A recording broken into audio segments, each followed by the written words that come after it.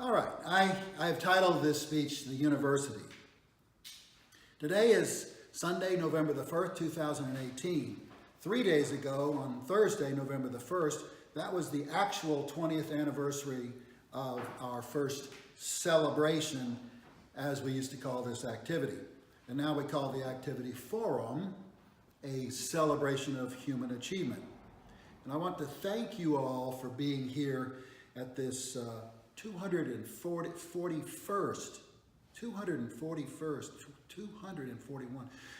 iteration of our monthly event. Wow, that's a big number in my taste. Did I do the multiplication right? 20 times 12? I checked it, you're right. I mean, it's amazing. Of course, today is the 241st, so it's just amazing. So we've done this 240 times consecutively. We actually had a little celebration on Thursday, which was nice. One of our friends brought up one of my favorite deep dish pies from the joy of cooking, the deep peared dish with apples and cranberries, and it was just magnificent. So I want to think back just a little bit about what we've done, and then I want to talk about our future. Some of the things that I do now, and some of you participate in some of these with me, but ancient Greek language class, what a great achievement that is, in my opinion. That's sort of the pinnacle for me of what we have done. And I couldn't have imagined that, to be honest with you, 20 years ago. I wouldn't have thought, okay, we're going to have a real live professor, PhD of classics, teaching us Greek and having, I don't know, 6, 7, 8 people showing up is just amazing. And then, of course, we're doing the activity right now, which is our foundational activity, which is really 3 different things, right? We have Sunday school, which we've picked up since the beginning. We have the celebration activity, which we're engaging in right now. And then shortly, we're all going to go to lunch, hopefully all or most of us, and enjoy that, which is really an entirely separate activity, but it's a great one. And then we every single week, we're still doing 4 walkers, although we've grown up now and it's no longer 4 runners, which I thought was a good change. Yes, it'll be 4 real walkers. Real walkers will be with a walker. And then, of course, we have the breakfast, which is it's a different thing from the walking. Then we've already mentioned Frank's poetry group, and what another great achievement that is. I mean, that's just one of the most magnificent things we're doing, and I'm not as, it's not that I'm not faithful, but I have conflicts, and so I'm not able to show up as often as I should. And I hope that Mike here will join me and Alexander, Mike and John, and then Ira and Ron will join the 3, that would be 6 of us, at the Hike In annual retreat, which we've done for, must be over 5 years now, every single year. And we're going to do that again. I've signed up, but I put it on the calendar to do. We also have 4 book clubs, and we've had that has a bunch of iterations. We do 4 tapes and discussion groups. I like to think about sometimes what's gone. We used to go to the symphony opera recitals in the theater a lot, and I'm not sure exactly why I'm not doing that anymore. I mean, I'm running for office, and so that is part of the problem. We're not doing 4 epicures anymore, and that's all because of Catherine. Yeah. Catherine messed that up. That was Claire's thing, and we enjoyed doing that a lot. We used to hike a lot. We used to world travel, and we did rafting. Oh my goodness, the world travel events were really fun. Sally's done 3 big trips. Peru was one, Italy was one, and then she went to the Netherlands with the book club girls, and that was a big deal. Potluck is gone, 4Pub is gone, and we used to have a Christmas party. The last one we had was the year, 4 months before Vera died. Yeah. And that was kind of to me, it's sort of depressing to have a Christmas party without Vera. It's really hard without Vera. Some of our greatest hits, Frank mentioned the James Joyce Ulysses. That 4-year project is really, really high on my list of things that I'm proud that we were able to do. My own personal experience in teaching Sunday school are high points for me. I did Plato's Republic, I did Aristotle's Ethics. Both of those took, I think, a year. I mean, I did a year, that'd be 12 episodes. And then we did, I think, another year of Plutarch's Lives of Famous Greeks and Romans. And all 3 of those authors are extremely important to me, and I'm just thrilled that I had the opportunity to do that. I already mentioned as high points the trip. I didn't go to the Netherlands, but I did go to Venice and the Dolomites with Sally and others. I guess the Grovers went and maybe somebody else. And then we did the Inca Trail in Machu Picchu, and that was just spectacular too. In terms of some of the other books that we've read that I enjoyed, I was very much enamored of Thomas Mann's Joseph and His Brothers. What a great book that is, or three, that's actually 4 books, I think, maybe 3. And then Thomas Mann's The Magic Mountain. And both of those books have been retranslated by a new person who just made them magnificent. And I tried to read Magic Mountain in its original translation, and I didn't succeed. And then we've already mentioned Vera Norman, and in terms of the greatest hits, I think Vera Norman for me was one of the greatest hits in terms of people that we met and the impacts that it had on our group. So those are some of the things that we've done. It's wonderful thinking back about all the great people we have known and still know as a result of the Fellowship of Reason. And I feel so fortunate to have become good friends with all of you because of our mutual collaboration in the Fellowship of Reason. When thinking about what the Fellowship of Reason has meant for me, I don't know why I think about this, but you remember Tom Cruise in the movie Risky Business in 1993. I love that movie for some reason. But anyway, Guido, the pimp in that movie, asks Joel, who's Tom Cruise's character, sort of taken over his business and messed with his life and his income. And he asks Tom Cruise, "You're having fun now, right, Joel? The time of your life." And this is exactly what I feel like. I'm having the time of my life, huh, kid, in my activities within the Fellowship of Reason. So, measured by what the Fellowship has meant to me for my life for the last 20 years, I must say that 4 has been a magnificent success. Given that we are at our 20-year milepost, it's appropriate, I think, to talk about what our future holds.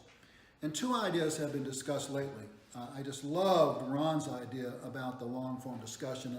I actually loved every aspect of his speech. It was just delightful, and I'm so glad that he was here in spirit, and I think maybe he's here in actuality on the phone, so that's great.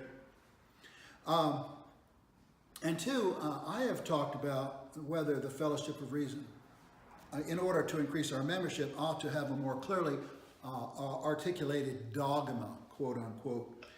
I had recently listened to a podcast that had suggested that large and long-lived organizations all had a clear dogma that was relatively more or less enforced. And so you think, for example, of the Muslims who pray 5 times a day, or Jewish people who seem to be good about attending their religious holidays, or Christians who tithe and attend church and give to the poor. All 3 of those are, centuries long in existence and very successful in growth and membership.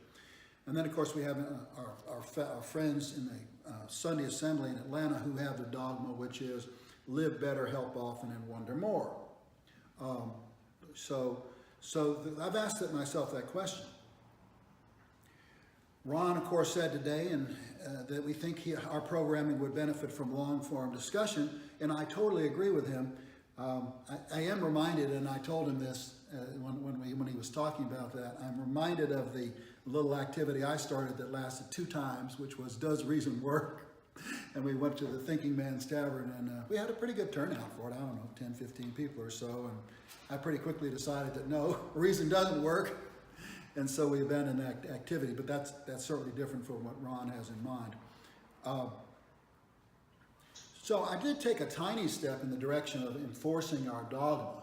And so what I did there was I posted on our front page of our website the principles that are stated in our bylaws, and I'm not going to read them because it's a page long, but I'll just remind you of the headings. It says, I am persuaded of these principles, and it has 4 headings: reason, purpose, self-esteem, and benevolence. And then under each of those it has 5 or 10 bullet points which reinforce those headings. Now I have to admit that I find that very boring. I mean, I didn't want to read it to you because it's boring and it make us go to sleep here right this second. The creed is not easily to be understood by a layperson, and there is no emotional yes associated with reading it or having it read to you. So I have a third idea, other than, in addition to Ron's, in addition to mine about, doing dogma, and so I'm going to share a third idea with you. So as I mentioned, I had a birthday the day before the 20th anniversary of the Fellowship of Reason. I'm 67 years old. My father was a law school professor, and I've enjoyed teaching high school for the last 6 or 7 years as a volunteer at Alexander School. And I taught French for 5 or 6 years. I taught economics and I taught civics, and it was really great. At this late date in my life, I believe now that it was my vocation to have been a university professor. So my son Alexander is looking into colleges, and it was my hope that he might go to St. John's College in Annapolis, Maryland. And the truth is that I wish I had gone to Annapolis, Maryland, because I love the St. John's great books curriculum.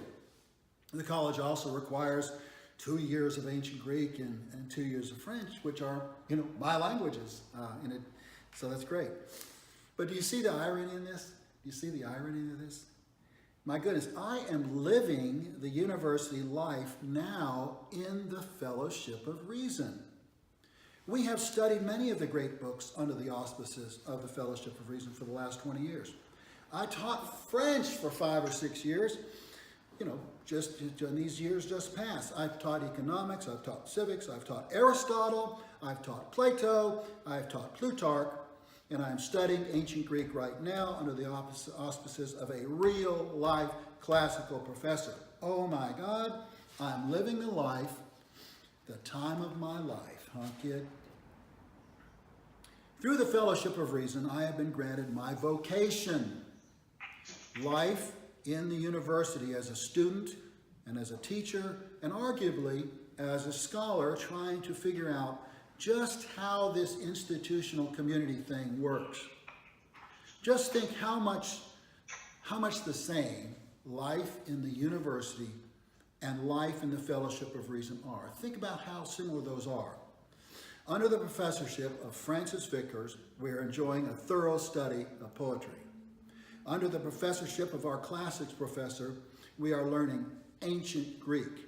Under the professor of Dr. Ron Mennick, we are granted glimpses of the sciences through his great presentations.